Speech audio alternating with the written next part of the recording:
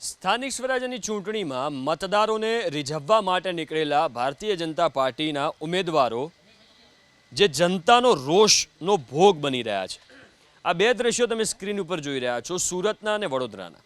સુરતના ward number 29માં પ્રચાર માટે પહોંચેલા ભાજપ ઉમેદવારોનો સ્થાનિકોએ જોરદાર વિરોધ કર્યો। છેલ્લા 5 વર્ષમાં પોતાના વિસ્તારને લગતા વિકાસના કામોને લઈને જનતાએ ભાજપ ઉમેદવારો પર સવાલોનો મારો ચલાવ્યો। મતદારોના આ જ સવાલોનો કોઈ જવાબ ના હોવાથી ભાજપ ઉમેદવારોને વિસ્તારમાંથી ચાલતી પકડવી પડી। આવા દ્રશ્યો વડોદરામાં પણ જોવા મળ્યા। વોર્ડ નંબર 6માં ભાજપના ઉમેદવારો અને કાર્યકર્તાઓ પ્રચાર માટે પહોંચ્યા તો સ્થાનિકોએ તેમને સરસિયા તળાવની સમસ્યા દેખાડી દીધી।